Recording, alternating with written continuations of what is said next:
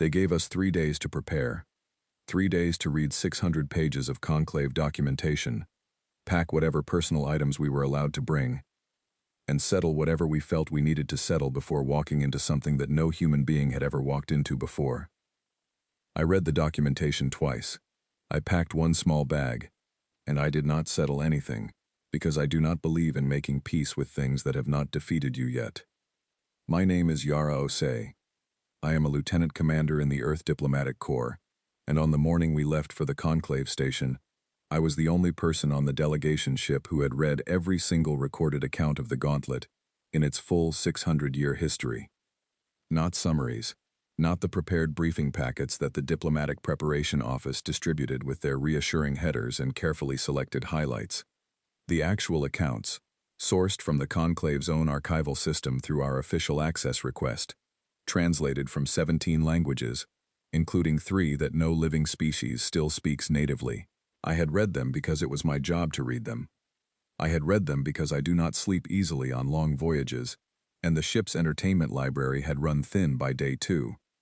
And I had read them because something in those thousands of pages had caught in me like a splinter under skin, persistent and small, and impossible to ignore, and I needed to understand what it was before we arrived. The delegation numbered 12. I knew all of them by reputation before the mission, knew most of them by work, and had genuine warmth for 4. Commander Bertram Cole led us.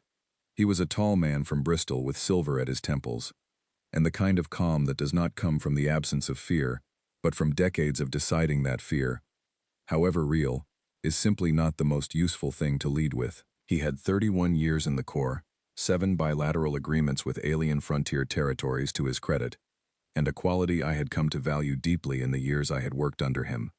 When things went wrong, he became quieter rather than louder. In a crisis, Bertram got still. That quality was worth more than most people understood until they had seen it in action. Dr. Naomi Hale was our xenopsychologist.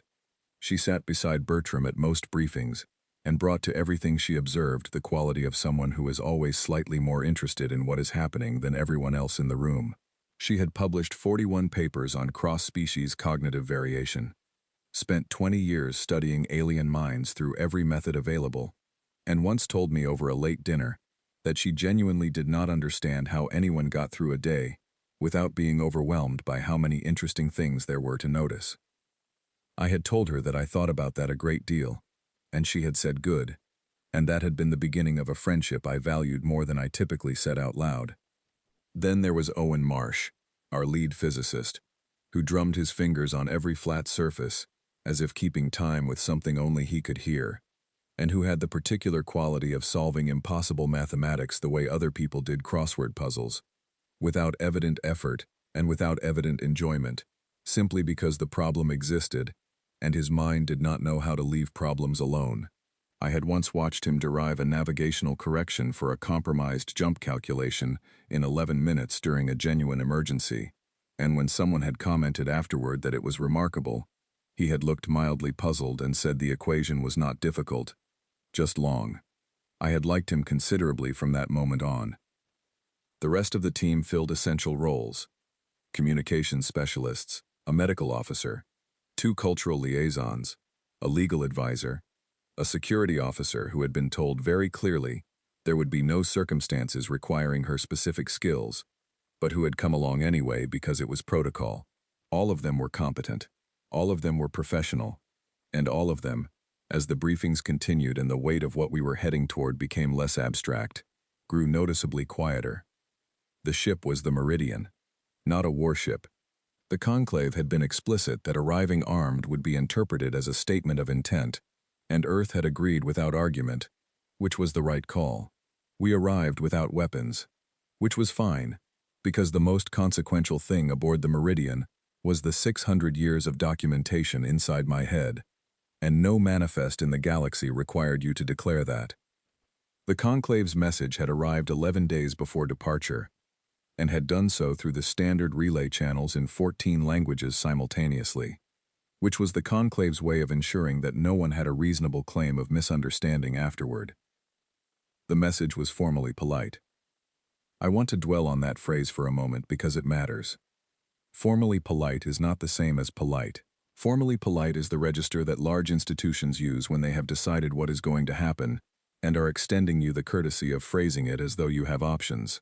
The message said that humanity's expansion across 4-star systems in less than 2 centuries had been noted with interest, that the rate of human technological development had been noted, that certain member species had raised formal concerns about integration protocols, first contact boundary observance, and what the document carefully called unpredictable behavioral patterns in novel stress environments, that the conclave had therefore decided to extend to humanity an invitation to participate in the assessment of worthiness, which the document also referred to by its common name, the Gauntlet.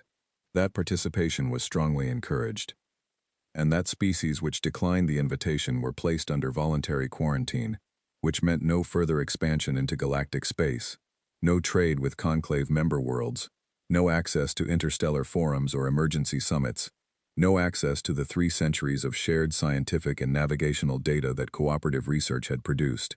The document specified that the quarantine was arrived at entirely by the species' own free choice, and could be lifted at any time simply by accepting the invitation. I read that section 3 times. It was the finest specimen of elegant institutional compulsion I had encountered in my career, and I had encountered quite a few. I saved a copy in multiple formats. Earth's Council debated it for 4 days. There were voices for refusal, for counterproposal, for requesting extended time to review the situation. There were voices saying that submitting to the Gauntlet meant accepting a framework we had not designed and a hierarchy we had not agreed to. There were voices asking whether we truly understood what we were walking into and whether more information was available. All of those voices had legitimate concerns. I did not dismiss them, but they were looking at the situation from one end, and I was looking at it from the other, and what I could see from my end was something they did not have access to. The Gauntlet was designed to be survived. That was the fundamental point the Council's debate kept sliding past, because the cases of failure were vivid and recent, and the cases of success were older and less emotionally immediate. But the Gauntlet had been built by people who wanted the species that completed it to come out the other side intact, because a species broken by the trial was useless to the conclave. Every phase, every calibration, every design decision in those 600 pages had been made by minds that were trying to find the limit of what a species could bear, not to exceed that limit. The whole point was to find where you bent before you broke, and record that information, and use it as a data point. What they had never accounted for was a species for whom that limit was located, somewhere they had not thought to look. We accepted the invitation. I stood at the Meridian's forward observation window, the morning we cleared Earth's outer marker, and watched the planet reduce itself to a point of blue-white light in a field of darkness. It did not feel like watching something shrink. It felt like watching the distance begin to open between what we were and what we were about to become. And that is not a way I usually think or speak, but there was something in the moment that demanded honest description rather than managed understatement. Bertram came to stand beside me. He was quiet for nearly 2 full minutes, which I appreciated, and then he said, "Walk me through the history again. All of it, start to finish." So I did. The Gauntlet had been created by the Vreth, who were among the founding members, and now among the most senior members of the conclave. The Vreth had originally designed it as a formal rite of passage for their own leadership class, a structured ordeal through which candidates for positions of high institutional responsibility were required to pass before they could assume office. The logic was that a leader who had not been tested under pressure was a leader of unknown quality, and the Vreth had enough history behind them to know that unknown quality in leadership was a risk no civilization could afford to carry casually. Over centuries, as the conclave expanded and more species sought membership and standing, the Gauntlet had been adapted and extended outward. The premise remained the same. A species that could not endure the trial could not, in the conclave's assessment, be trusted with the weight and complexity of interstellar responsibility. The Gauntlet was not a physical test. It was something more precise than that. It tested psychological endurance, cognitive flexibility under sustained pressure, the capacity to continue making clear decisions when everything in a person's nervous system was pushing toward panic or shutdown. and the ability to face the darkest and most difficult aspects of one's own nature and keep functioning. 5 phases, each targeting a different dimension of those qualities, each calibrated with extraordinary care for the species that had been assessed before. 8 species had completed it. 3 of those had taken longer than a standard year, and they were considered to have performed strongly. The Vreth's own average, when they had run their leadership candidates through the original version centuries ago, had been 14 months. 2 species had come out the other side with major internal cultural disruption, their social structures and leadership hierarchies fundamentally altered by what they had learned about themselves in the trial. The Kalteri, widely considered one of the most intellectually sophisticated civilizations in known space, had completed the trial 11 years ago and were still, by all current reports, working through what the experience had changed in their collective understanding of themselves, still in formal recovery programs, still rebuilding certain social foundations that the trial had revealed to be resting on assumptions that could not be sustained. The Serani had refused to proceed after the orientation phase, and had been in voluntary quarantine ever since, which meant they had gone from being an ambitious and rapidly expanding civilization to something contained and increasingly isolated, over the course of a single decision made in the first hours of a process they had not finished. 2 species had begun the trial and been formally classified as incomplete, pulled out by conclave medical teams at points the documentation described with the care of people who had decided that what they were describing did not require elaboration. None of this frightened me. I am going to repeat that, because it is important and sounds, I am aware, like something a person says when they want to seem more composed than they are. I was not frightened by the history of the gauntlet. I am afraid of many things. I have already mentioned some of them. But I am afraid of real things, and the gauntlet, when I read those 600 pages of accounts, did not read to me as a real threat. It read as a test designed for a particular kind of mind, tested against that kind of mind, and never yet run on the other kind. That was what the splinter had been. That was what had been catching in me since I started reading.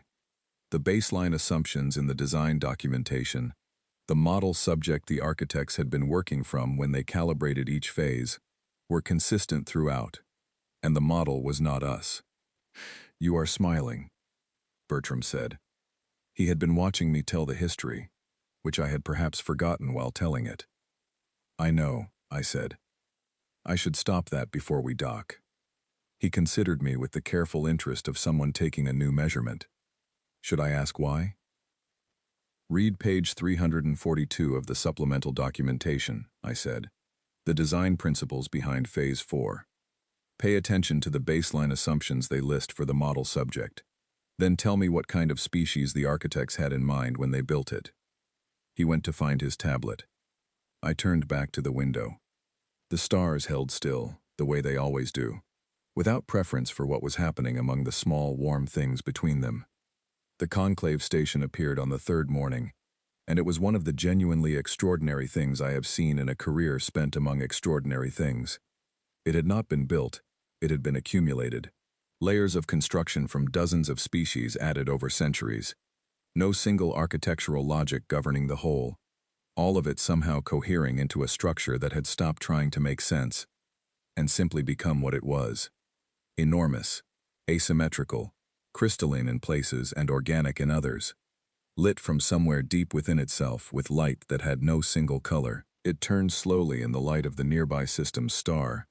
And around it, on platforms and observation galleries at multiple levels, figures stood and looked outward. A great many figures. More than I had expected, even having prepared myself for an audience. "They came to watch," Naomi said beside me. She had her tablet and her coffee, and the expression she always had when she was absorbing data through her eyes. "Yes," I said. "All of them?" "Most of the full conclave membership, by my estimate," I said, "plus observer delegations from non-member systems. They are here because news in the conclave travels faster than ships, and the news today is that the humans are coming in. To watch us fail," Owen said from behind my shoulder. He did not say it as judgment, only as a calculation. "Some of them," I said. "Some of them are curious, and I think a very small number of them have read the same documentation I have, and are waiting to see if the conclusion I drew from it is the same one they drew.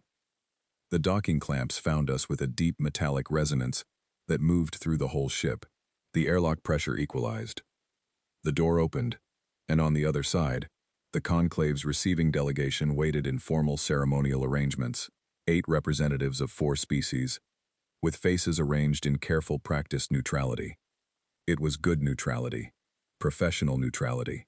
I had seen the same kind of neutrality in many diplomatic contexts, and I knew what it covered when it was covering pity. This was not covering pity.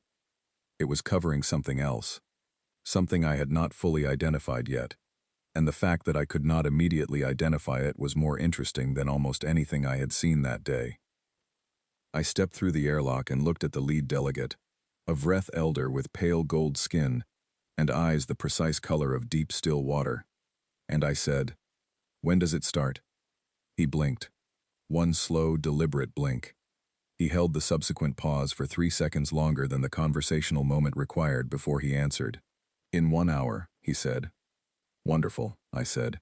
"Is there somewhere I could get a cup of tea first?" Behind me, Naomi converting a genuine laugh into a professional cough, with the dedication of someone who has been working in formal contexts for decades. Bertram exhaling very slowly through his nose, Owen making a sound I could not interpret but which I suspected was his equivalent of the same response. The Vreth elder reached for an answer and found nothing that fit, which was itself an answer of a kind. Around us, on every visible platform and gallery of the most extraordinary structure I had ever stood inside, several hundred representatives of 47 spacefaring civilizations watched the first human diplomatic delegation come through the airlock. I smiled at the elder. I had an hour. I intended to use every minute of it. They separated us the moment the orientation briefing concluded, and I had prepared for this. It was documented in 3 separate historical accounts as the point at which incoming delegations first began to develop visible stress fractures, the first cracks in the collective composure that widened steadily as the trial progressed. The separation was presented with scrupulous logistical courtesy. The trial was an individual assessment rather than a group exercise, and accommodation had been prepared for each member of the delegation separately. What it was, as Naomi's published paper on conclave assessment methodology had argued in careful academic language, was a controlled and deliberate destabilization. You remove the social support network. You place the individual in an unfamiliar space, with subtle wrong notes in everything. You let isolation perform its early work before the formal phases begin, so that by the time the first real challenge arrives, the subject is already slightly off the ground they came in standing on. A young conclave attendant, small enough that I had to adjust my eye level to make proper contact, walked me to my chamber. The attendant said nothing beyond what was navigationally necessary, and I found this neither hostile nor warm, only efficient, which was perhaps the point. The chamber was clean, spare, and carefully wrong in a dozen ways that were each minor in isolation and cumulative in effect. The lighting was a frequency that human eyes could process clearly, but that lived at the outer edge of comfortable rather than inside it. The kind of light that after an hour would begin to feel like work. The temperature was 1 degree below the range human bodies maintain as neutral. The furniture had been sized for a center of gravity slightly different from mine, which meant no surface felt quite natural to use without small adjustments. The bed was too firm in places that bodies are not usually asked to be firm. There was no window. I cataloged all of this with the interest of someone encountering well-made craft. Each calibration was precise. The cumulative effect had clearly been tested. Whoever had designed this environment had done so with care and intention. I sat on the edge of the bed, took off my boots, set them by the door, and went through the phase overview in my head one more time. The documentation covered 5 phases by name. Phase 1 was called the Silence. Phase 2 was the Maze of Mists. Phase 3 was the Wait. Phase 4 was the Despair Engine. Phase 5 was the Choice. For each phase, the records contained completion time data across all species that had attempted the trial, and I had memorized those numbers on the second read-through, not because I needed the specific figures, but because the pattern in them was the thing I cared about. The pattern was consistent.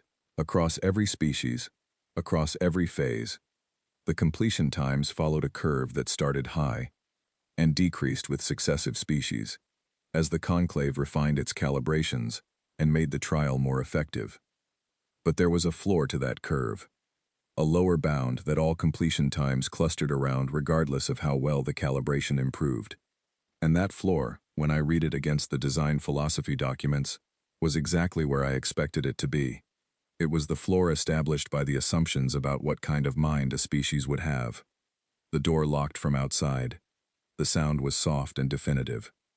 I set a mental anchor point for the time and waited. Phase 1 arrived without announcement. One moment the light existed. The next moment it was entirely gone, as completely as if it had never been there, leaving a darkness so absolute that my visual system kept attempting to process it and finding nothing to work with. At the same moment, the temperature dropped by another 2 degrees, precise and immediate. And then the familiar background hum of the station's systems, a hum I had not registered as a presence until it became an absence, went silent, and what replaced it was a frequency that I felt before I heard it. A sustained low pressure against my sternum and along the bones of my jaw, steady and unhurried, and designed, according to the documentation, to interface with the oldest and deepest layers of the nervous system, not the parts that reason, the parts that have been keeping things alive in the dark for 400 million years. It pressed on those parts. It pressed on them gently and without stopping. And I want to be accurate about what happened next, because it would be easy to make it sound simpler than it was. The frequency worked. That is the honest account. My heart rate increased. My breathing shifted in depth and timing. My hands, flat on my thighs, registered the cold as information worth attending to. The darkness pressed. The sub-frequency pressed. The combination of those two things and the silence and the unfamiliar room and the absence of any social presence at all created a state that was not comfortable and was not trivial, and I am not going to diminish that by claiming I sat there pleasantly unmoved. What I am going to say is that all of that happened in the outer layers of me, the physiological perimeter, and that the part of me that makes decisions sat behind it, quiet and present, and not particularly alarmed, watching the perimeter respond to the stimulus the way you watch rain against a window when you are inside. Real, present, not your problem in the way it would be if you were standing in it. I breathed steadily and I thought about the conclave's archival indexing problem, which had been irritating me since the 3rd day of pre-mission reading. The primary sort field in the assessment records was a date format that did not translate cleanly across species calendar systems, which meant that every cross-reference between 2 species accounts required a manual calendar conversion. This was an unnecessary inefficiency. The primary sort should have been species designation combined with phase designation, with secondary sorts by completion status, elapsed time in a standardized unit, and documented psychological outcome. I had strong opinions about the exception handling rules for incomplete accounts. I thought through those opinions carefully, and in some detail, which kept the analytical part of my mind occupied and calm, while everything else did whatever the frequency was asking of it. This continued for what felt like somewhere between 30 minutes and an hour, though I had no reliable way to measure it. At some point I noticed the frequency had stopped. The light had returned, softer than before, more neutral in tone. On the wall across from the bed, a small panel had illuminated green. Phase 1 complete. I put my boots back on, laced them, stood up. The corridor outside had not been accessible when I entered. It was now. Directional indicators in the floor pointing forward. I followed them, and as I turned the first corner, I passed a section of wall that I recognized from the documentation as observation material, opaque on my side and transparent on the other. I did not look directly at it, but the floor reflected enough that I could count shapes on the other side without appearing to count them. 9 individuals, watching. I gave the panel a small nod and kept walking. The chamber for Phase 2 was the largest I had entered so far, 40 meters across at minimum, with a ceiling I could not see through the vapor that filled the space from the floor upward. The vapor moved with an organic rhythm, a slow, breathing quality, too regular to be random, and too fluid to feel mechanical. It was dense enough that standing at the entrance, I could see perhaps 3 meters into it before the air became opaque. The documentation had described this compound as species calibrated, which remained the phrase I found most interesting. Species calibrated meant the conclave had done enough neurological and chemical research on human biology to tailor this substance specifically for human neurochemistry. That was not a casual investment. That was serious, careful work by people who were very committed to this process, working the way they intended. The compound, once inhaled, was designed to disrupt spatial perception, create time distortion, and generate sensory experiences drawn from the individual's own psychological landscape, their own memories, their own particular fears and associations. Not invented experiences but reconstructed ones, personal and specific and therefore more effective than anything generic could be. In a state of that kind of disruption, most minds defaulted to panic, and panicking minds do not navigate mazes. The maze itself was, from everything the documentation suggested, not actually complex. The complexity was the compound's work. I walked into the vapor and breathed. Within roughly 90 seconds, I understood exactly what it was doing, because I could observe it doing it with a kind of split attention that felt familiar from training situations, where the task is to perform clearly, while your body is under stress. The walls at the edges of my vision shifted position when I was not looking directly at them. I knew they were not moving. I watched them move anyway, with genuine interest and zero alarm. The floor carried a faint sense of gradient that changed direction whenever I rotated, a sophisticated illusion of topography, designed to make the body unable to trust its own sense of level. Voices came from the vapor, just below the threshold of clarity. My name in registers I recognized. Fragments of conversations from years ago reassembled from something the compound had accessed in me. My mother's voice, saying something I could not quite make out. My flight instructor from the academy, beginning a sentence in his particular way. A friend from my early career years who I had not spoken to in nearly a decade. I acknowledged all of this with the part of my mind available for acknowledgement, and I directed the rest of it at the floor. The floor was real. My feet on the floor were a physical experience, not a cognitive one, and the vapor could not change a physical experience. The floor had ventilation grates, small and rectangular and consistent in their spacing. Ventilation grates have an orientation because air flows in a direction, and a ventilation system has a source and a destination. The vapor was being introduced from one end of the maze and pulled out from the other, which meant the grates pointed from entry toward exit. Following the flow direction through the grates was following a map. I followed the floor. I kept my attention at ground level. I let the walls shift and the voices speak, and the imaginary gradient contradict my balance. And I walked steadily and without hurry, and came out the other side in 47 minutes. The clear corridor beyond had an observation panel. This one had more figures behind it than the last one. I could tell from the reflection, and from the density of movement on the other side, and the acoustic dampening on this panel was not performing as well as the one in the Phase 1 corridor, because I could hear, imperfectly but clearly enough, the sound of voices talking with urgency. I caught a fragment of translated speech in my earpiece, and what it contained was the phrase, "Check the instruments again," delivered in a tone that meant the first check had not produced satisfying results. Something warm and settled moved through me. The feeling of arriving somewhere you have known you were heading. I adjusted my jacket and walked toward Phase 3. The room was open and high-ceilinged, and would have felt almost serene if not for what it contained. In the center of the floor, arranged with deliberate care, were physical objects. 7 of them, each roughly the dimensions of a large carry case, made of a material that absorbed rather than reflected light, giving them a visual weight that exceeded their actual mass. They were labeled in multiple languages, and the labels were plain. The first, failure. The second, loss. The third, shame. The fourth, fear of inadequacy.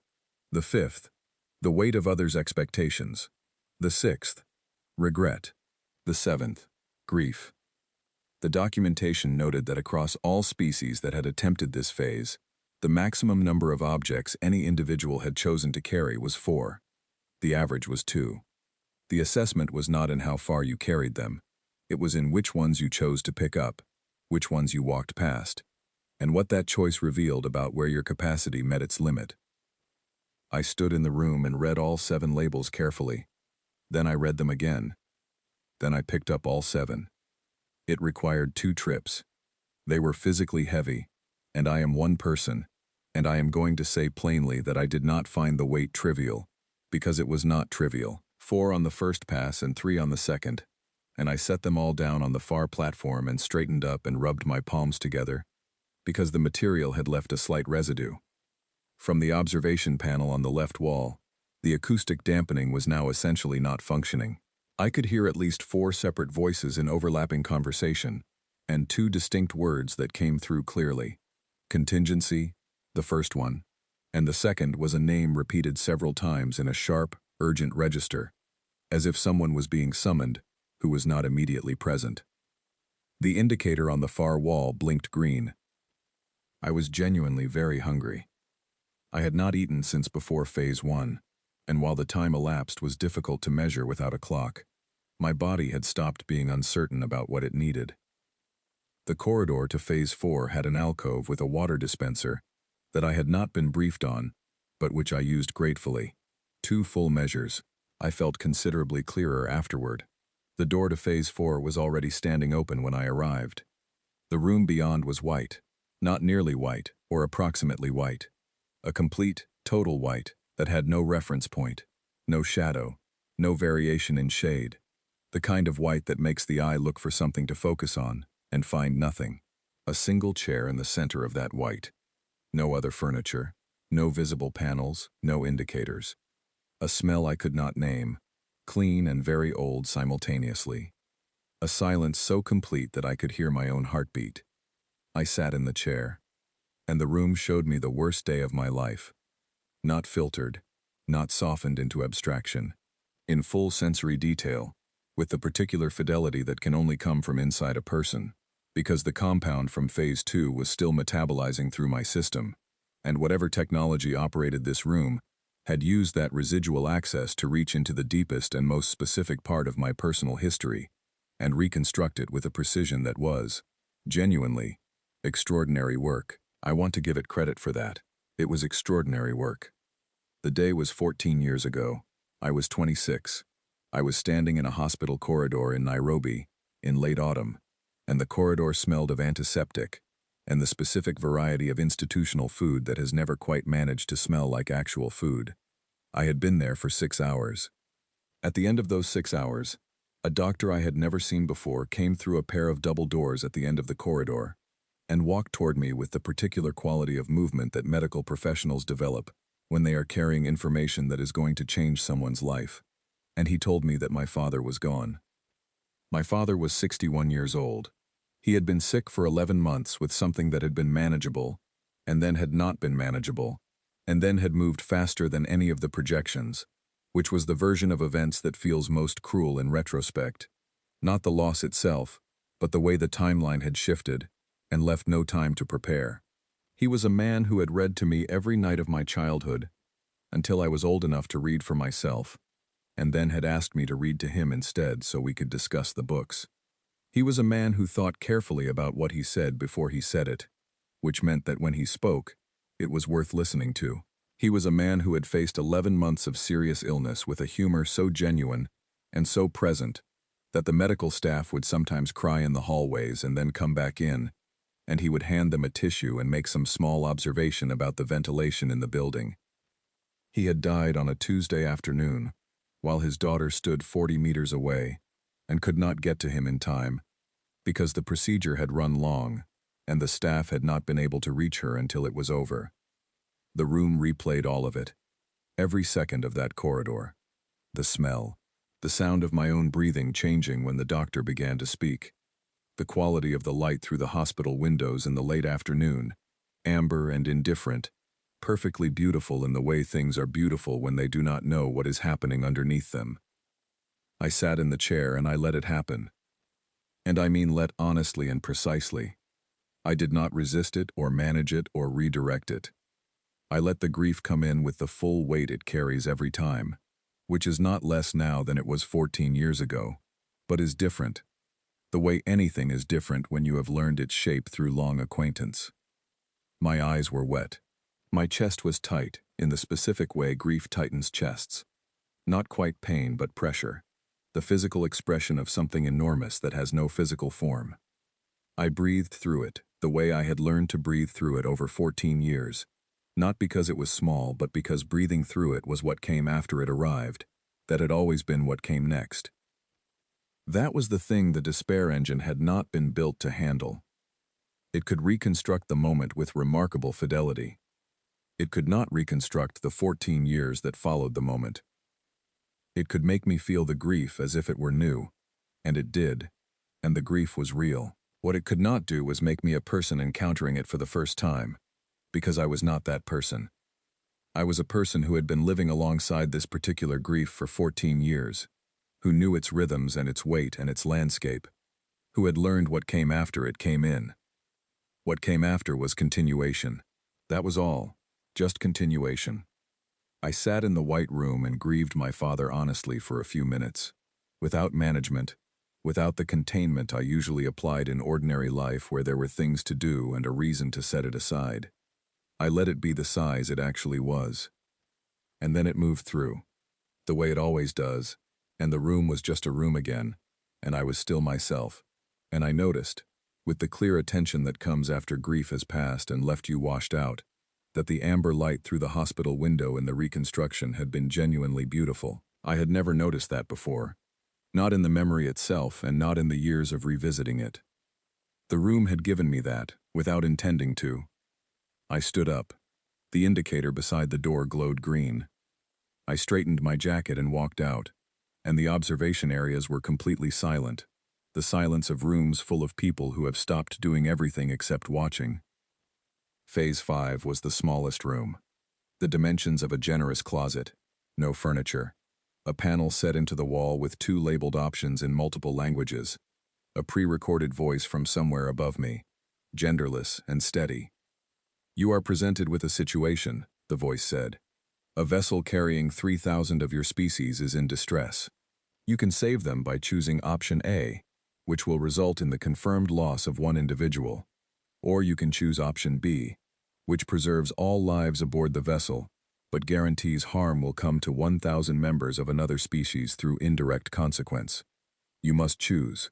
You cannot negotiate the terms. You cannot delay. You cannot choose neither. Choose." I looked at the panel. Then I said, "This is not a real choice." Silence. A genuine moral situation of this type does not reduce cleanly to 2 options in operational reality, I said, speaking clearly to the room, to whoever was recording. The framing assumes the decision-maker has no additional information available, no ability to act outside the binary, no capacity to challenge the structure of the question before accepting it. All of those assumptions are wrong. In any actual high-stakes scenario of this kind, the first correct action is to determine whether the binary is genuine, because it almost never is. Artificial binaries in high-stakes decisions are a cognitive trap. The appropriate response to a cognitive trap is not to step into it from either side. It is to identify it and say what it is. The voice said, "You must choose." "I have chosen," I said. "Option C. I reject the false constraint, demand access to additional situational information, and insist that alternatives outside the presented binary be explored before a decision is made. If this system cannot process option C, that is a design flaw in the system, not a failure in the decision maker." Silence for several seconds. The panel went dark. The ceiling indicator turned green. Every light in the corridor outside went green in a sequence I felt through the floor. The door opened. The pre-recorded voice said something it had apparently never had occasion to say in 600 years of the Gauntlet's operation, because the phrase had been recorded once by an optimistic designer, and then filed away, unused. "Assessment complete," the voice said. I walked out into the receiving hall, and everyone in it turned to look at me. "Is there somewhere I can get something to eat?" I said. "I have been in there for a while, and I am genuinely very hungry." The silence lasted 3 full seconds. Then Naomi said, from somewhere to my left, in a voice that was doing considerable professional work. Yara, the previous record was 14 months, held by the Vreth. I know, I said. I read the documentation. From across the room, the Vreth elder stood watching me with an expression I had not seen on him yet, and I looked at it and understood what it was now, what had been underneath the practiced neutrality at the airlock when I arrived. It was the expression of a very old institution encountering something it had not built room for. I filed that away and asked someone about the food situation. The emergency session of the Conclave Senior Council convened 4 hours after I walked out of the gauntlet, and I know the precise timing because the Conclave's procedural transparency protocols require that all formal emergency sessions be announced to all delegations currently present on the station. The announcement came through our team's communication feed, while Naomi was running my post-trial health assessment in the medical bay, working through the standard protocol with the precise attention she always gave to data and the particular additional attention she was giving to this specific data. She set her scanner down and looked at me with the expression she wore when a result did not match her model. Blood pressure normal, she said. Cortisol elevated, but returning to baseline at a rate faster than my projections. Neurological indicators clean. She picked the scanner up again, looked at it, set it down again. Your phase 4 stress markers show you are under genuine physiological pressure. Yes, I said. Meaningful pressure. The readings are real. I know, I was there. You were in phase 4 for 11 minutes. Yes. She looked at me directly, with the full force of the attention she gave to things she found important. What happened in there? I thought about how to say it in a way that was true. They showed me the worst memory I have, I said. It was difficult. It is always difficult. But I have been living with it for 14 years. That is a different experience from encountering a difficult thing for the first time. The despair engine was calibrated for the second kind of experience. What I had was the first kind. She was quiet for a moment, and then she said, "That is either the most psychologically healthy thing I have ever heard someone say, or the saddest." I think it might genuinely be both, I said. The emergency session notification appeared on the feed at the same moment. I looked at it, noted the location and the timing, and finished my water. Bertram appeared in the doorway with the expression of a man who has been maintaining composure through an entire day of reasons not to, and is doing so with full awareness of the effort involved. He leaned in the doorframe and regarded me with the careful attention of someone updating a long-held estimate. "The council is in emergency session," he said. I saw the notification. "Thoughts on what they are discussing?" "Several," I said. I laid them out in order. First, whether the 4-hour 19-minute completion constituted a valid result or a procedural anomaly. Second, whether Phase 5's resolution via Option C represented a genuine completion or a technical circumvention of the assessment. Third, what the result meant for humanity's formal membership status, which was the outcome everyone was nominally here about. Fourth, what it meant for the Gauntlet's standing as an institution, which was the question no one had listed but which was clearly the more important one. And fifth, what it meant about whether the Conclave actually understood what humanity was, or whether it did not. Bertram absorbed this without comment. Then, which is it, from their perspective? Almost certainly the second, I said. They do not understand what happened today. That is not an insult to their intelligence. It is a data gap. The Gauntlet has never been run on us before. They have no reference point for the results. And should we be concerned about that? I considered the question properly. Concerned, no. Thoughtful, yes. There is an important difference between being unknown and being perceived as threatening. I want to make sure we land on the right side of that line. What do you need? An informal conversation with a senior council member before the formal announcement, I said. Not a negotiation. A conversation. I have something I would like to disclose voluntarily, and the disclosure will have considerably more value coming from me without being asked than it will coming out through other means later. He did not ask me what the disclosure was. He went to arrange the meeting. I appreciated that, and I thought it was one of the best qualities of good people in positions of responsibility. Knowing when to trust the judgment of the people around them, and act on that trust without demanding to be convinced first. Naomi waited until Bertram was gone and then said, "The voluntary disclosure being what, exactly?" "Phases 6 and 7, I said. She was still for a moment. "Those are theoretical.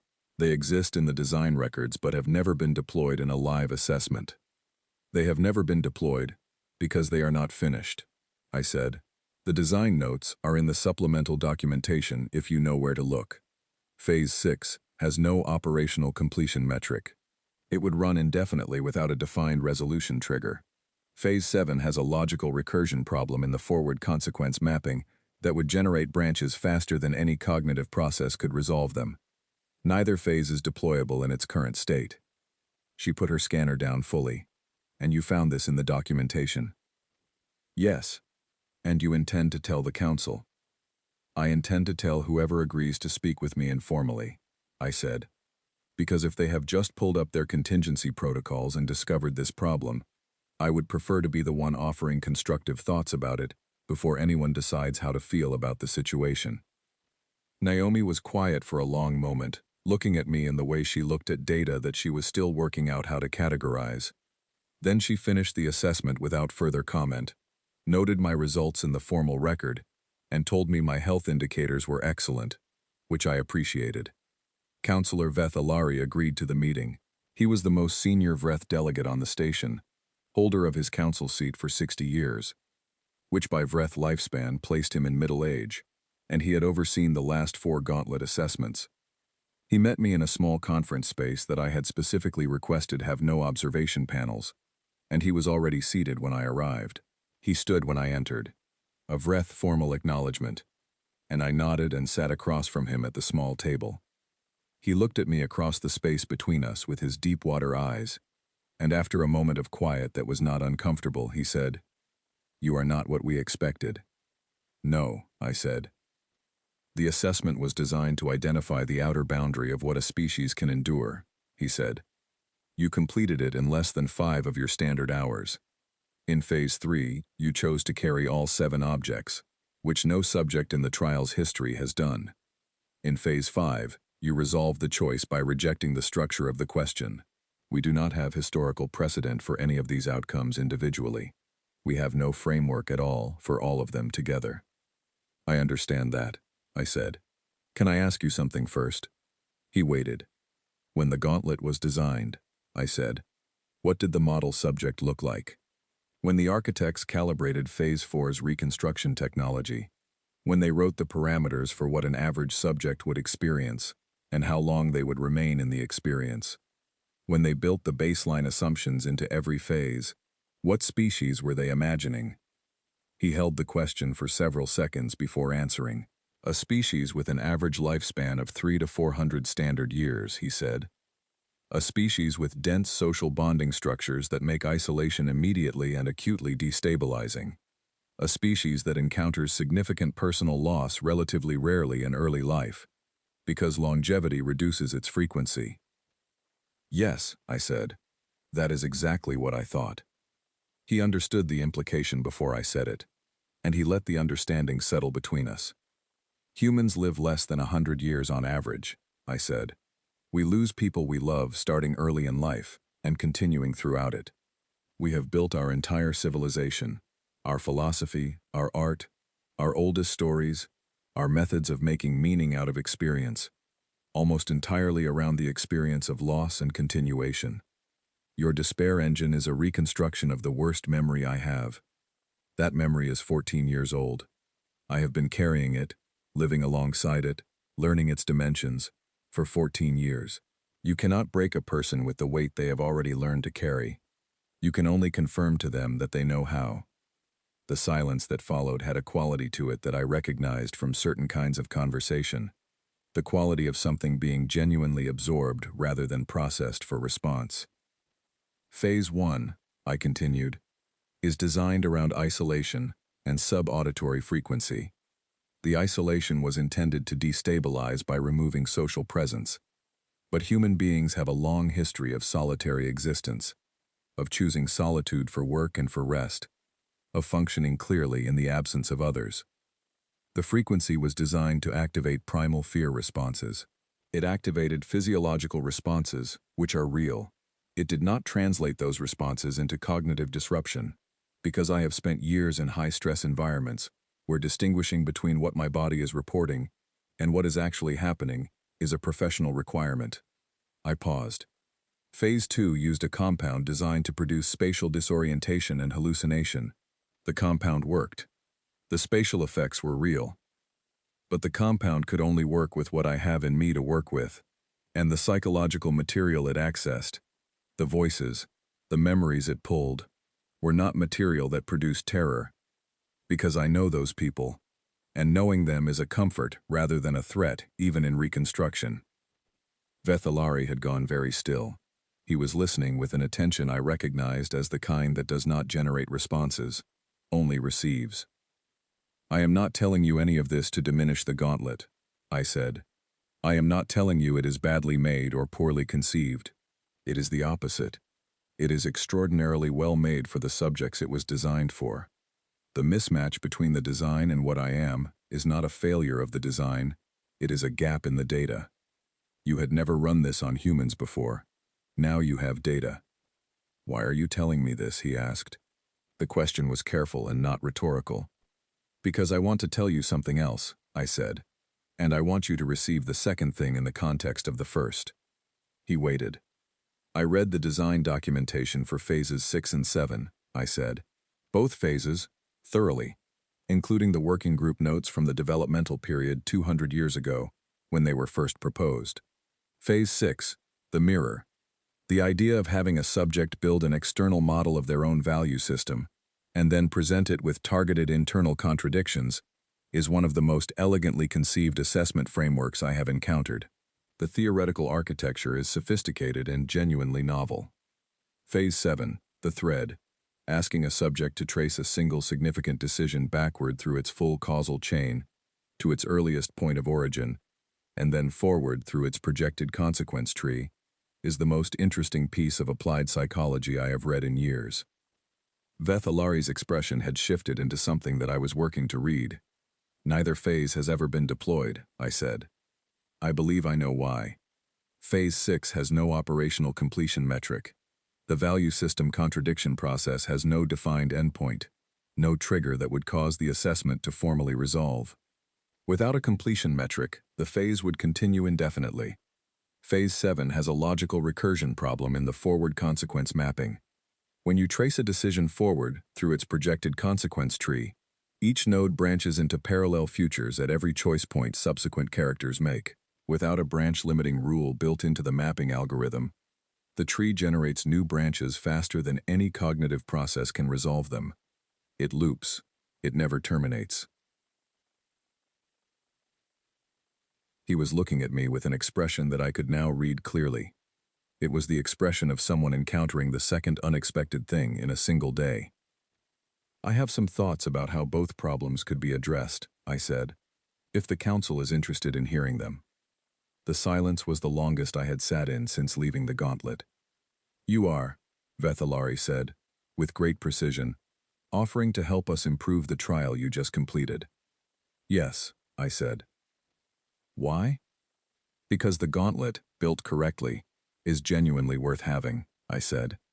Not as a gate, not as a mechanism for ensuring that new species enter the conclave already aware of their place within it. As something that could help a species understand itself more accurately. The Kalteri have been in recovery for 11 years. That is not what a well-designed assessment should produce. The outcome of a well-designed assessment should be a species that knows itself better, not a species that has been shown the weight of what it carries, and not yet found the way to put it down. Those are different outcomes, and only one of them serves the civilization you have been building. He was quiet for a longer time than I expected, and then he said something that I would think about for years. We built this to make new species smaller, he said. We built it so that they would enter the conclave already knowing their place within it, already carrying the right amount of humility. I know, I said quietly. And you are sitting across from me suggesting we build it better. Yes. Are all humans like you? I thought about Bertram, who chose composure over fear every single day, because he had decided that was who he wanted to be. I thought about Naomi, who had given her career to understanding minds that were not like hers out of nothing more complicated than genuine care and genuine curiosity. I thought about Owen, who could not leave a problem alone because the existence of the problem was sufficient reason to engage with it.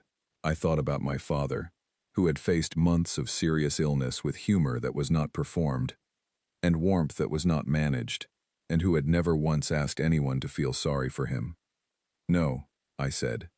We are all quite different. Some of us are kinder than I am. Some of us are funnier. Some of us have particular kinds of courage I do not have. He waited. And some of us, I said, are considerably more difficult. Something moved in his expression. Given the physiological differences between his species and mine, I could not be completely certain of my reading of it. But I thought it was the earliest, most cautious beginning of something his species did, in place of a smile. I will bring your observations on phases 6 and 7 to the council, he said. I will send the full written analysis through the formal channel this evening, I said. 17 pages, fully documented, with 3 proposed implementation frameworks for phase 6, and a corrected logical structure for phase 7. I have also included worked examples for the recursion limiting rule. If the council wants greater depth on any specific point, I am available. He looked at me one final time, and the expression had settled into something I recognized more easily now. Not warmth in any familiar sense. Something more formal and more durable than warmth. The beginning of the kind of regard that very old institutions develop for things that genuinely surprise them.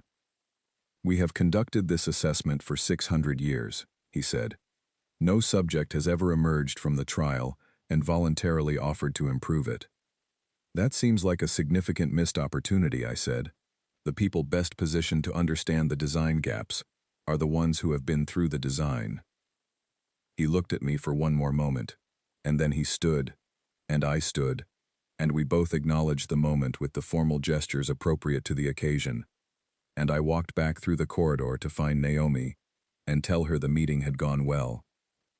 I sent the analysis that evening, all 17 pages, through the formal channel, with full attribution and a clear subject heading, and I copied it to the Earth delegation's official record and to the diplomatic archive.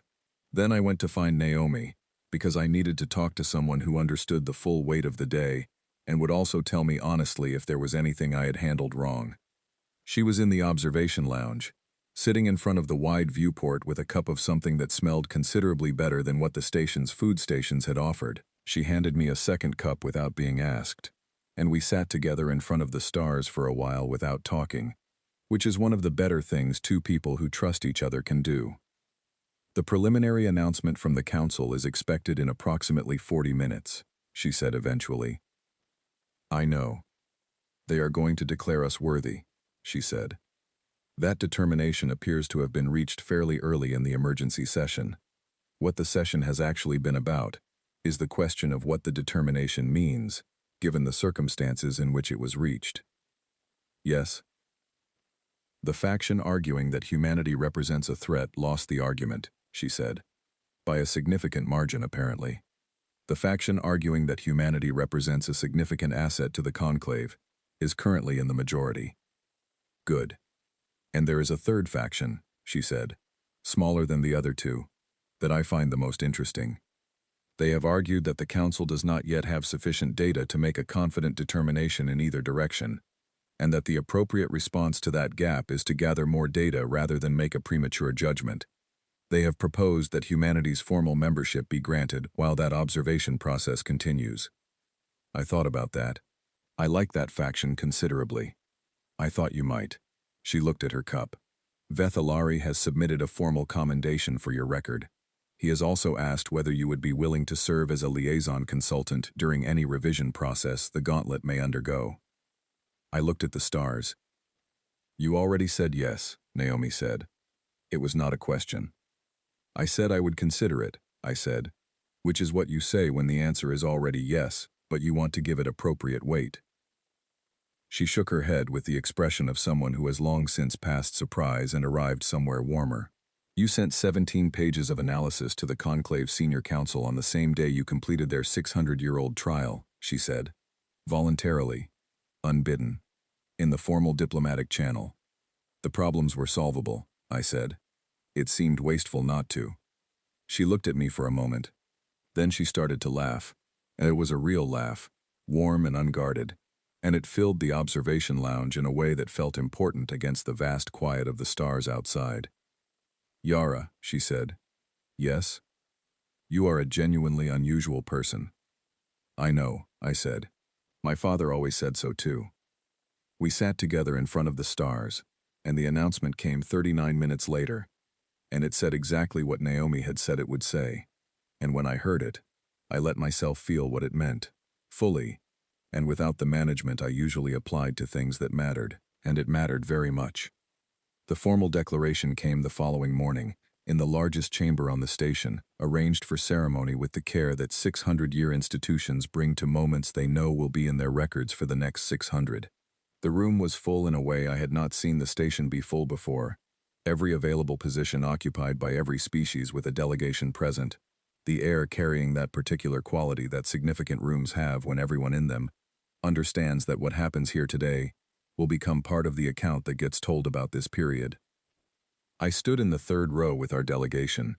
Bertram was beside me, still and straight. Naomi had her tablet in her hands but was not looking at it. Owen was the only one not watching the front of the room. He was watching the ceiling, which had an interesting structural pattern, and which I had noticed him studying at dinner the previous evening as well. Councillor Vethalari stood at the center of the chamber and read the declaration. He read it in Standard first, then in Vreth, then in 3 other languages that I did not speak but recognized from the documentation. The words were formal and exact, chosen with the care of language that has been used many times before and carries the weight of each previous use inside it. Humanity was acknowledged as having completed the assessment of worthiness. Humanity was received into full standing as a member civilization of the Conclave. Humanity was, in the formal language of this institution, and in the presence of its assembled membership, declared worthy of participation in the interstellar community of civilizations. And then something happened that none of the documentation had described, because it had not happened before in any of the 8 previous formal declarations. The representatives of 32 species present began to make sounds or gestures or light changes or harmonic patterns that were, in their respective physiological and cultural contexts, the equivalent of genuine approval, not ceremonial approval, not the restrained acknowledgement that formal occasions require, something that had not been planned for, and that came anyway because something had moved past the formal level and produced a real response. I watched it move through the room like a current, species after species adding their particular expression of it. Some sounds I recognized as celebratory in the xenopsychological literature. Some gestures I did not have reference for but that I recognized as positive from the context of the faces around them. And the cumulative effect of it was a room that felt alive in a way that ceremony alone does not produce. Beside me, Bertram breathed out. The full, complete, unheld exhale of a man who has been managing the weight of something for a long time and has finally set it down. I heard it, and I felt what it represented, what he had been carrying since the briefings, since the airlock, since he had watched me ask about tea, and had watched the Vreth Elder's expression change, and had understood at that moment that something was happening that he did not have a framework for, and that he had spent the last day trusting would resolve correctly. I felt a surge of genuine warmth for him, the particular warmth you feel for people who hold the line when things are uncertain and do not ask to be thanked for it. I was called to speak, and I had prepared something, though not long. I did not think the room needed length. I thought it needed honesty.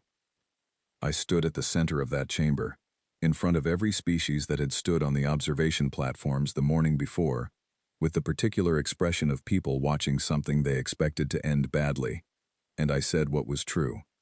I said that the trial had reminded me of something I already knew, but that it had been useful to be reminded of.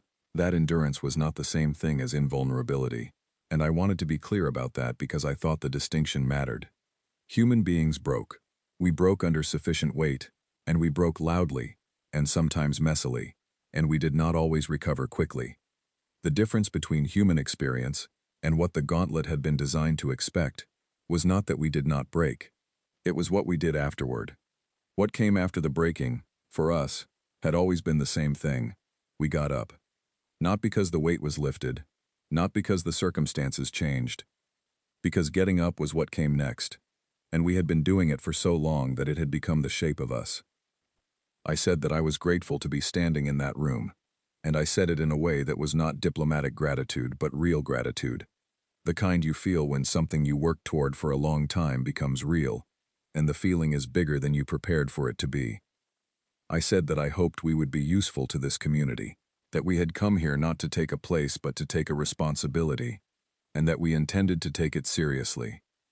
Then I stepped back, and the ceremony concluded, and the room moved into the reception that followed, and I found a position near the wide viewport where I could see the stars and have a moment to myself. I thought about the analysis I had sent through the formal channel the previous evening, 17 pages on phases 6 and 7, with full documentation, and 3 proposed frameworks for phase 6, and a corrected logical structure for phase 7. I had included a note at the beginning, stating clearly that the analysis was offered without conditions, and a note at the end saying that I would appreciate knowing if the council identified any errors in my reasoning, because the reasoning could be wrong, and I wanted to know if it was. A young conclave staff member appeared at my elbow while I was standing at the viewport, so small and so quiet in approach that I had not heard them come. They were a species I could not immediately identify from the documentation, which put them in the category of species I had not yet had the opportunity to learn, which was one of the aspects of this posting I was most looking forward to. They looked up at me with eyes that were a remarkable shade of gold and said, in careful, practiced standard, "Are all humans the way you are?" The question was sincere. I could tell the difference between sincere questions and polite ones after decades of professional diplomatic interaction, and this was sincere, with the particular quality of a young mind that has encountered something unexpected and is trying to figure out what category to put it in. I thought about how to answer honestly. "No," I said. "We are all quite different. Some of us are much kinder than I am. Some of us are much funnier. Some of us have kinds of courage and patience that I don't have." They waited, which told me they had sensed there was more. "And some of us," I said, "are considerably more complicated." Their gold eyes did not quite blink. They considered me for another moment, then gave me a small formal gesture that I recognized from the documentation as the equivalent of a respectful farewell in their culture, and moved away. Naomi appeared at my elbow approximately 4 seconds after the young staff member left, which told me she had been watching from nearby. "Who was that?" she asked. "I am not certain," I said. "Someone who had good questions." She handed me a cup of something. "The Council's Gauntlet Revision Working Group has been formally constituted," she said. "Announced 20 minutes ago. Vethalari is chairing it." "I know. I got the notification. He wants a meeting with you next week." "I know that too. I have already confirmed." She looked at me sideways. "You confirmed before I told you about it." "I confirmed when I got the notification," I said. 3 minutes ago." She shook her head, not with frustration, with the fond exasperation that develops between people who have worked together long enough to understand each other's operating tempo. "The Vreth Cultural Liaison also sent a request," she said. "They would like to arrange an informal session with you about human historical responses to grief and loss. Academic interest, they said. I will set it up." "The Kalteri delegation's medical representative asked whether you would be willing to speak with the lead of their ongoing recovery program." She paused. "That one is more delicate." "I know," I said. "I want to do it carefully. But yes, I will speak with them." She was quiet for a moment, and then she said, "Bertram wants to debrief tonight. Full formal debrief before we begin the extended engagement phase." "Good. I have a lot to cover." She turned to look at me fully. "Do you understand what happened today? Not procedurally. Actually." I looked at the stars. I thought about the question. "Yes," I said. "I think so." And it is a beginning," I said. "Not an arrival. The beginning of a very long and very interesting piece of work. She was quiet. The gauntlet was designed to establish a hierarchy, I said. It was designed so that new species entered the conclave already carrying the awareness of their place within it. We completed the gauntlet in a way that changed the meaning of the gauntlet, and now the conclave has to figure out what to do with that change. That is going to take time.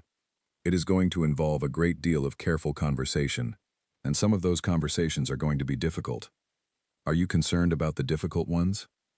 No, I said. I find difficult conversations more interesting than easy ones. The easy ones are usually not about anything that matters.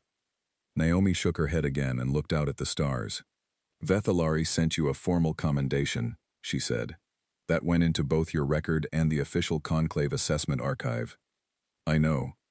It cites, specifically, your decision to offer the Phase 6 and 7 analysis voluntarily and without being asked. I know. He said, in the formal citation, that in 600 years of administering the gauntlet, no subject had ever made that offer. I know that too. She turned to look at me. Does it not strike you as remarkable? I thought about it. It strikes me as an opportunity that was sitting there for 600 years, I said. The people best positioned to identify the design problems were the people who had been through the design. The opportunity was always available. No one had taken it. Until you. Until me, I agreed.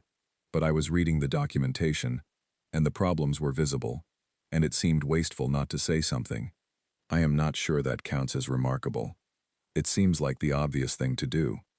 She laughed, and it was genuine and warm, the laugh she gave when something delighted her, and it echoed off the viewport glass. You are going to be a genuinely interesting member of this community, she said. I hope so, I said. That is what I am here for. Bertram came to find us at the viewport a few minutes later, with the loose-shouldered quality of someone who has set down something heavy and is only now becoming aware of how long they were carrying it.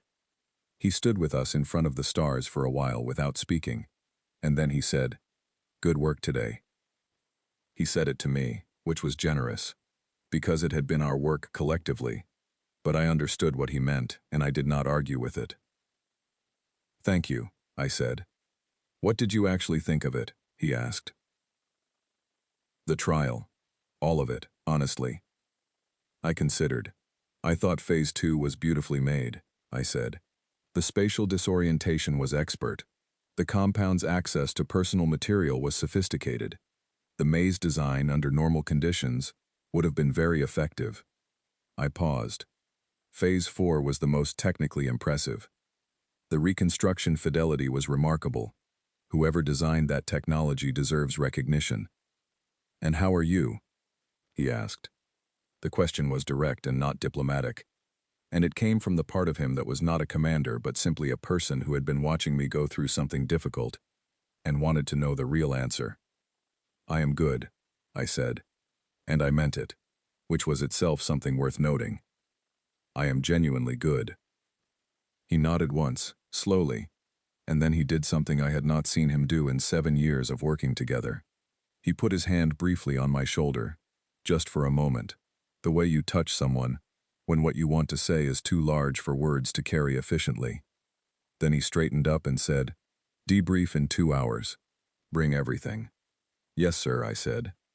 He walked away, and I turned back to the stars, and Naomi went back to her tablet, and the station continued its slow rotation around us, and somewhere in the chambers of the conclave, the conversations that were going to occupy the next decade were just beginning to find their shape. I had 17 pages of analysis already delivered, and 3 more topics I wanted to address in writing before the formal engagement phase began. I had a list of meetings to schedule, and a meeting request to confirm, and a conversation with the Kalteri recovery program to handle carefully in time. I had a great deal of time, and work to fill it with, and for the first time in a long time I had the specific quality of feeling that comes when the work ahead of you is not only difficult but genuinely worth doing. My father would have said something about that feeling. He had a way of naming feelings that other people left unnamed, not because he was a philosopher, but because he paid attention. I thought about what he might have said, standing in a corridor in Nairobi 14 years ago. about his daughter standing at a viewport on a conclave station, looking at the stars she was, finally, formally, a part of. He would have said something funny about it, and then something true, in that order. I did not know the words, but I knew the shape of them, and the shape was enough. 3 months after the formal declaration, I was still on the station. This had not been the original plan. The original plan had been a 2-week formal engagement period following the declaration, after which the delegation would return to Earth with the full assessment archive and the documentation of our new membership status, and the extended engagement work would be handled through appointed liaisons and formal diplomatic channels. That plan had been revised once in the first week, and twice in the second week, and by the end of the third week, the revision process had simply become the plan, and Bertram had called Earth to explain the situation, and Earth had said they understood, and to continue as judgment required. The work was extraordinary. That is the word I kept returning to, not because it was the most precise word, but because it was the honest one. Every day on that station produced something I had not expected, something that required a different kind of thinking, a different frame, a different set of references than anything I had done before. The conclave was not one thing. It was 47 different civilizations in a permanent state of negotiation about what they held in common and what they held separately, with a governance structure built over 600 years to manage that tension. And within that structure, the question of what humanity was and what place we should take was not a settled matter. It was a live question, and live questions require people who are willing to stay in the room while they are being worked out. The Gauntlet Revision Working Group convened twice a week, and I attended every session. Vethalari chaired it with the steady patience of someone who has spent 60 years inside an institution and knows where the weight of it sits. The group had 7 other members from 5 species, and they represented a range of perspectives on what the Gauntlet should become that was broad enough that early sessions sometimes felt more like a study of disagreement than a working process.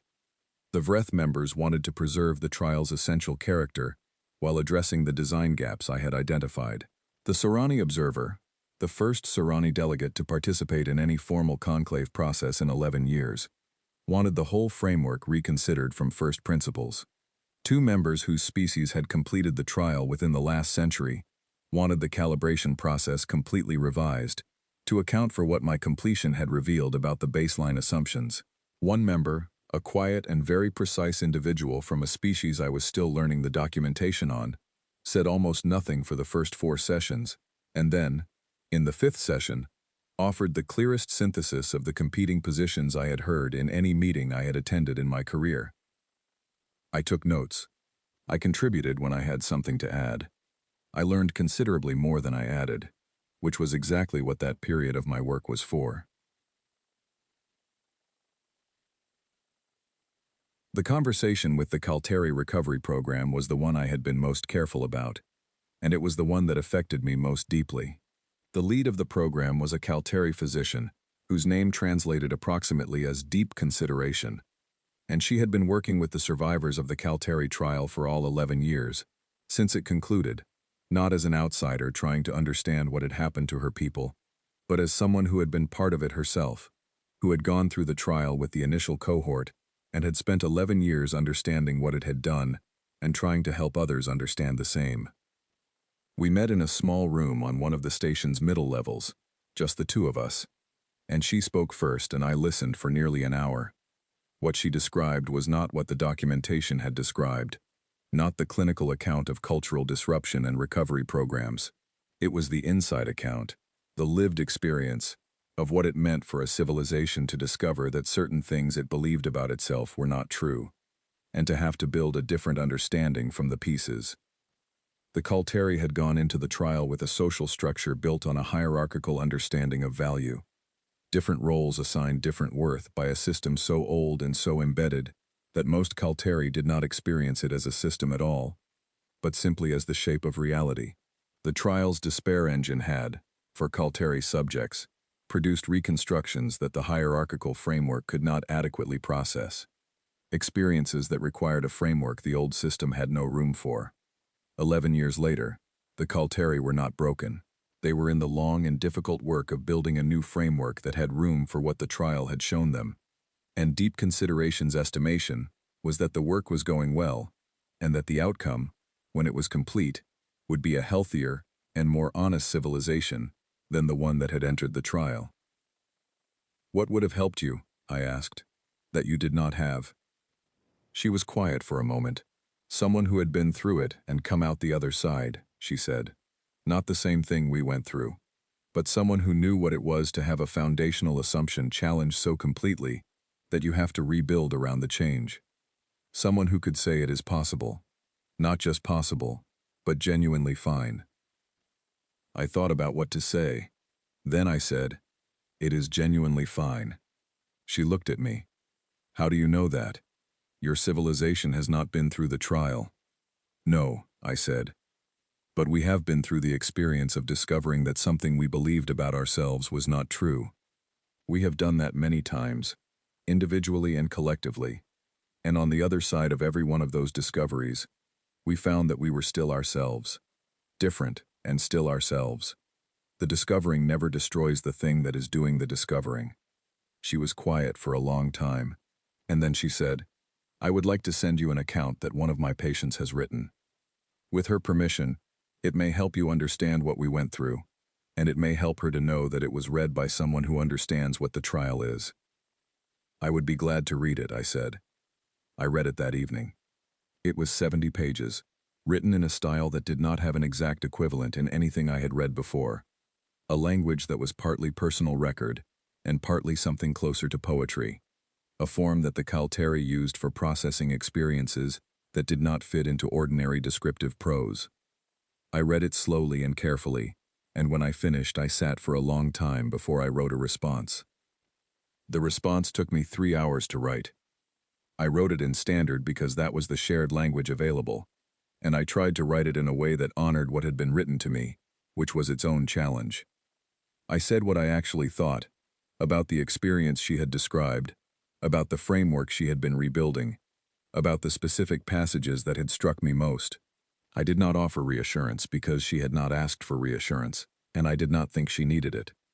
I offered attention, because attention was what the writing deserved. She wrote back 2 days later to say that the patient had read my response, and had asked if she could keep it. I said yes, of course.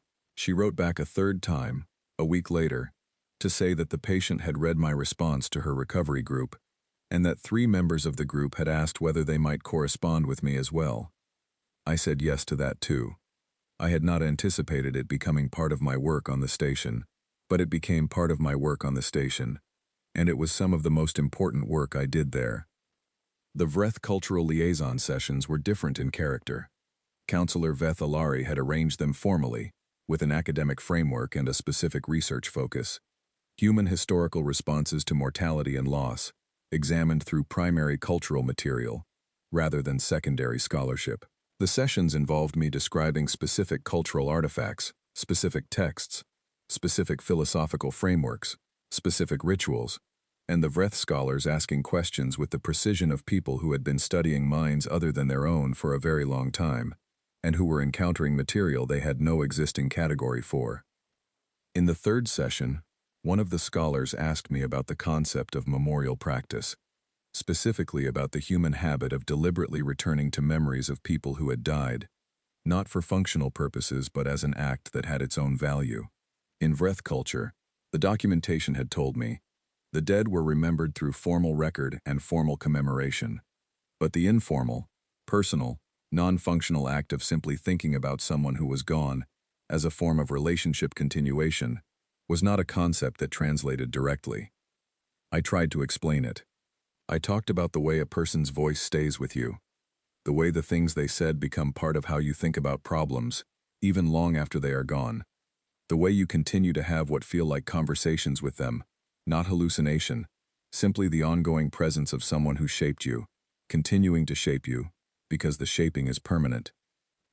The scholars were very quiet during this explanation. Then the lead scholar said, carefully, "You are describing a form of relationship that continues after its object no longer exists." "Yes," I said. "The relationship is real, even though one member of it is gone." Yes, at least from the surviving member's perspective, and perspective is where experience lives. And this is not considered abnormal in your culture? It is not considered a failure of accurate perception? No, I said. It is considered one of the things that makes us human. The scholar made a notation. I watched the notation being made with genuine curiosity about what category it was being filed under, and I thought that I would probably not know for a long time, if ever, and that not knowing was not the same as not mattering. The Surani observer's name was Witness of Patterns, and she was the first Surani delegate to participate in a formal conclave process in 11 years. She did not speak in the working group sessions. She watched with an intensity that I had begun to recognize as characteristic of her species' primary mode of processing, a stillness that was not absence but collection. Outside of sessions, she had approached me twice in corridors, both times to ask a single question with no preamble and no follow-up. The first question, 3 weeks into the engagement period, was, when you refused the binary in Phase 5, had you prepared that response before entering the room? No, I said. I saw the panel, and I said what was true. She was quiet for a moment, and then she walked away. The second question, 6 weeks later, when you described the experience of carrying grief over a long period, do you experience it as a burden that decreases over time? No, I said. It stays the same size. You grow around it. She was quiet again, and then she walked away again. On the third occasion, she did not ask a question. She simply appeared beside me at the viewport in the observation lounge one evening and stood there with me for 20 minutes without speaking. Then she said, "My people refused the trial because we calculated that the probability of completing it was below the acceptable threshold." "I know," I said. "We calculated based on what we knew about the trial," she said. "We had extensive data. Our calculation was correct given the data we had." "Yes," I said. "We did not have data on what it would be like to run the trial on a species whose baseline assumptions did not match the trial's design parameters," she said. "If we had had that data, our calculation would have been different." I was quiet. "I am not asking for anything," she said. "I am telling you that you have changed a calculation that my people made 11 years ago, and I am not yet certain what changes as a result of that." "That seems like something worth taking time to think through," I said. "Yes," she said, and then she was quiet again. We stood at the viewport together for another few minutes, looking at the stars, and then she gave me the small formal gesture of farewell that I had learned by then to recognize from her species documentation, and she walked away.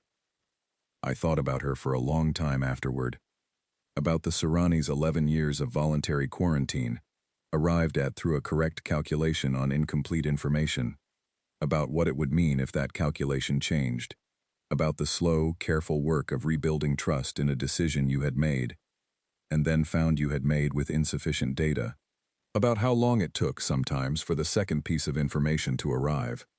We had been the second piece of information, not because we had set out to be, but because we had walked into a room honestly and done what we found there, and what we found there happened to be precisely what the data had been missing. I did not take that lightly. In the evenings, when the formal work of the day was done, I worked on the analysis of Phase 7's recursion problem. I had sent the original framework with the 17 pages, but the more I thought about it, the more convinced I became that the branch-limiting rule I had proposed in that first document was correct in structure, but imprecise in implementation. The specific parameter values needed refinement. I spent several evenings working through the mathematics with Owen, who had become interested in the problem because it had a formal elegance that appealed to him, and who had contributed 3 significant improvements to the implementation that had not occurred to me. "This is actually quite beautiful," Owen said one evening, looking at the corrected structure on his tablet. "The recursion problem is a feature, not a bug, if you add the right limiting condition. Without the limit, it is an infinite loop. With the right limit, it is a natural boundary detection system. It stops when it finds the edge of the projected consequence space." "That is exactly what it should do," I said. "The original designers were close," he said. They were genuinely close. They just didn't quite see what they had. No, I said. They were designing for minds that could not hold the recursion long enough to find the boundary. The recursion was only a problem because no subject had ever been in there long enough to see it resolve. He looked at me over his tablet. How long would it have taken you, do you think, if they had deployed Phase 7? I thought about it. I don't know, I said honestly. Longer than the other phases. It is the most interesting problem. He nodded slowly, with the expression he wore when something was both a mathematical fact and personally pleasing. I will add our corrections to the addendum and send it through the formal channel tomorrow, he said. Send it under both our names, I said. He looked up. It is your work primarily. The 3 significant improvements are yours, I said. Both names. He accepted this without argument, which was one of the things I liked about him. He did not perform modesty, and he did not perform pride. He was simply accurate about what was true. I sent the addendum the following morning. 17 additional pages, this time under both names, with a note at the top acknowledging the collaborative nature of the work, and a note at the bottom saying that I expected additional refinements were possible, and that I was happy to continue the conversation if the working group wanted to engage further. Vethalari sent a response through the formal channel 2 hours later. It was 3 sentences. The first acknowledged receipt. The second said the working group would discuss the addendum at the next session. The third said, in the precise formal language of conclave diplomatic correspondence, that my contribution to the revision process had been noted with appreciation. I read the third sentence twice. In 600 years of assessment records, those phrases appeared 3 times. I knew because I had read all of them. That evening, I went to find the observation lounge and stood at the viewport by myself for a while. I was thinking about the Serrani delegation and the calculation they had made 11 years ago. I was thinking about the Calteri recovery program and the 70 pages of poetry I had read that described what it felt like to have a foundational assumption changed. I was thinking about the young staff member with the gold eyes who had asked if all humans were the way I was, and what I would say if they asked me that question again now. I would say no. We were not all the way I was. Some of us were kinder. Some of us were funnier. Some of us had patience I did not have, and courage I had never been asked to demonstrate. Some of us were more difficult. But all of us, in one way or another, had learned the same thing, not from training or from philosophy or from being told, from living, from the specific, irreducible experience of losing things and continuing anyway, of having foundational assumptions change and still being there on the other side of the change, still ourselves, still standing, still curious about what came next. That was what we had walked into the gauntlet carrying, and it was what the gauntlet had not been built to account for, and it was the most human thing about us, and it was the thing that would take the longest for the galaxy to fully understand. We were not finished. We had not even properly begun. I stood at the viewport, and the stars did not move, and the station turned slowly in the light of the nearby star, and below me, on the observation platforms, the delegates of 47 civilizations went about the ordinary work of living at the edge of what they knew, as all living things do. And I thought about my father, and about the light through a hospital window on a Tuesday afternoon in late autumn, and about what it means to carry something long enough that it becomes part of the landscape of you, and how the landscape of you is not a fixed thing but a living one, always growing, always making room. It would take time. All of it would take time. The working group and the recovery conversations, and the Serrani delegation's slow recalculation, and the addendums and the formal sessions, and the informal ones, and the questions asked in corridors, and the answers given honestly, and the trust built in increments the way all real trust is built. It would take time, and we had time, and we were good at using it. I turned from the viewport and went back to work.